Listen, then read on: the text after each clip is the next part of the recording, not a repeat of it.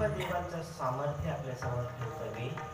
100 पुत्र महाराज, 100च्या 100 असे दिग्गज, हे जे नवनाथ झालेले आहेत ना, नवनाथ, त्याच महर्षी ऋषभदेवांच्या भरत सोडूनच्या नंतरची जी 9 जण 100 पैकी आहेत ते नवनाथ बनलेत. आणि त्याच नवनाथांपैकी मच्छिंद्रनाथ म्हणजेच आमचे ज्ञानोबा बनले. जाऊ द्या, तो आता इतिहास काही आपल्या समोर ठेवत नाही.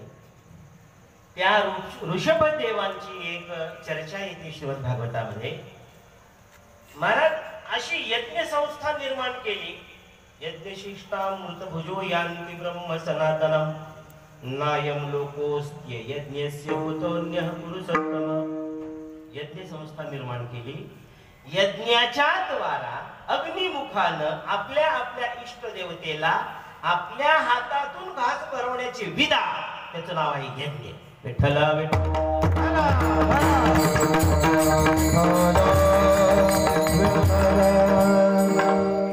यज्ञ संस्था ऋषभदेवाची मोडकळीला यावी म्हणून सगळ्या देवांचा राजा इंद्र याला थोडीशी मस्ती आली. कोणाला? इंद्राला. इंद्र कोण आहे? देवांचा राजा. कुठं राहतो? स्वर्गात. ऋषभदेव कुठं राहतात? पृथ्वीवर. आणि यज्ञ संस्था निर्माण केली ऋषभदेवांनी. मी याच्या साम्राज्यामध्ये पाऊस पडू देणार नाही म्हणून प्रतिज्ञा केली. कोणी केली? वरुण देव ज्याच्या ताब्यात आहे त्या इंद्राने ही प्रतिज्ञा केली, मी याच्या साम्राज्यामध्ये थेंबर सुद्धा पाऊस पडू देणार नाही. मुलांना ऋषभदेवाने विचारलं गेल्या 15 दिवसापासून असं कसं काय चाललं रे? सगळे लोक त्राही करायला लागलेले, पाऊस नाहीये, शेतकरी लोक बोंबा माझ्या नावानं मारतील ना. मुलांनी सांगितलं, बाबा इंद्राचा पराक्रम आहे. काय म्हणतोय तो? पाऊस पडू देणार नाही म्हणतो. प्रतिज्ञा केली. कोणी? इंद्रानं. तुझ्या साम्राज्यामध्ये थेंब सुद्धा पाऊस पडू देणार नाही. ऋषभदेवाने सांगितलं असं आहे? हा असं आहे. असं आहे म्हटल्यानंतर ऋषभदेवांनी प्रतिज्ञा केली, माझ्या साम्राज्यामध्ये पाऊस पाडण्या वाचून मला कोण अडवतो ते मी बघतो. असा राग आला घरात ऋषभदेवांना. असा राग आला, क्रोध आला. आणि त्या क्रोधाच्या भरामध्ये स्वतःच्या सामर्थ्यानं साम्राज्यामध्ये पाऊस पाडला. देवांचा राजा इंद्र पाऊस पाडून द्यायला तयार नसताना सुद्धा जल नावाचं महाभूताची कमान आपल्या हातामध्ये घेतली आणि सगळे साम्राज्यामध्ये माझ्या साम्राज्यातला एकही शेतकरी पावसा वाचून पिकं फुकट गेली, खराब झाली, असं झालं नाही पाहिजे. आणि म्हणून मेघ पसरले, साम्राज्यामध्ये पाऊस पाडून घेतला. जल नावाच्या महाभूतावर म्हणजे संसारावर विजय मिळवला की नाही? जिंकलं की नाही? जिंकलं. बोला विठ्ठल विठ्ठल.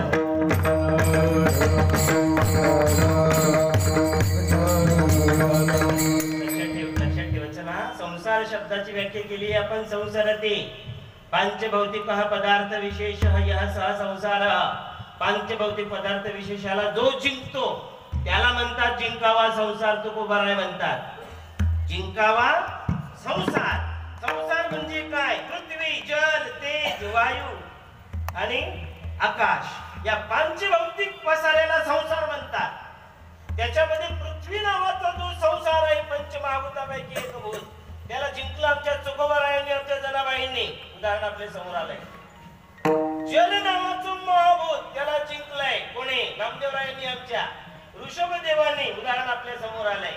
यांनी अशा प्रकारे या महाभूतांना जिंकलं. म्हणजेच कोणाला जिंकलं? संसाराला जिंकलं. पुढचं महाभूत आहे तेज. तेज म्हणजे अग्नी.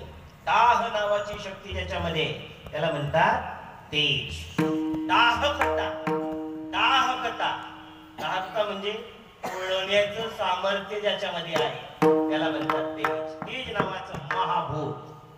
तेज नावाचं महाभूत आपल्याला सगळ्यांना माहिती आहे. त्या अनगड शहानं रामेश्वर भट्टांना डुबते राहू म्हणून आशीर्वाद दिला. विठ्ठल विठ्ठल.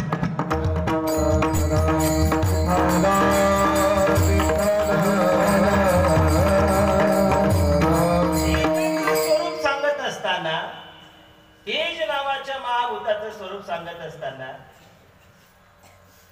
यदादित्यगतं तेजो यच्चंद्रमसि तेजः यच्च अग्नौ तेजः तत् तेजः मामकं विद्धि.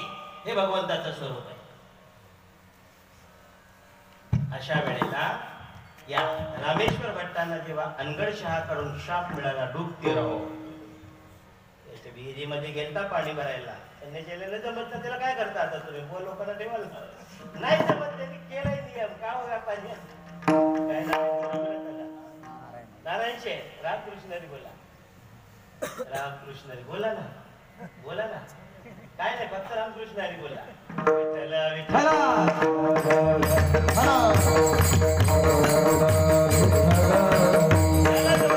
त्या अनगडशहाला आपल्या विहिरीतून कोणीही पाणी स्पर्श केलेला सुद्धा जमत नव्हतं. मी स्वतःला बांबून त्यावेळच्या ब्रिटिश शासनाने यांना धर्माधिकारी म्हणून पद दिलं होतं. पद आलं ना, तो बुवा असू दे तो कोणी बी असू द्या, बिघडतंय काम. यांचं काम बिघडलं. मला कोण बोले शिष्यगणांची गर्दी बरोबर गेला, टाकली बुडी. दुपारची टाइम संध्येची वेळ झालेली. अनगडशहाला दिसलाय, नाकरेवाला माणूस आलाय. त्याने काहीच केलं नाही, हात लावला नाही, बोट लावलं नाही, कुठं रागात बघितलं नाही, काय नाही. डुबते रहो, हळूच डुबते रहो. याचा अर्थ काय, जर विना डुबण्याचं बाहेर निघालं तर आग लागाल. आणि तसंच झालं ना, बाहेर निघाल्यानंतर रामेश्वर भट्टांना आग लागली, दाह झाला. म्हणजेच काय, तेज नावाच्या महाभूतानं जागा घेतली. कोणाची? रामेश्वर भट्टांची. आता काय करू, आता काय करू, बिंदू चावला, आता काय करू, गाव फुटला, आता काय करू. मग शेवटी त्या वेळेला रामेश्वर भट्टांना ज्ञानोबा यांचं महात्म्य माहिती होतं. ज्ञानोबा यांच्या मंदिरात आले, पण येताना पाण्याची तार धरून शिष्य लोक त्याच्या महादेवांवर कशी तार धरतो आपण, अशी पाण्याची धार धरून आली रामेश्वर भट्टाला. लोकांनी म्हटलं हे काय चाललंय, म्हणजे वरात. जो रामेश्वर भट्ट एक आवाज काढला की लोक धर धर धर करायची. लोकांनी सुरुवात केली, काय चाललंय वरात. लोकांनी त्या सोंगाला काय नाव दिलं, वरात चालली महाराज. आता लोकांकडे ध्यान द्यायचं का आपलं काहीच अशा टायमाला करायला काही जास्त बोलत नाही महाराज. मला जुलाब जर लागली तर बुवा लोक इथं घेतला तर उठून मला काय बोलतील, याची परवा करायची का, सरळ काही पण बोलत नाही, पडून ती गाव महाराज.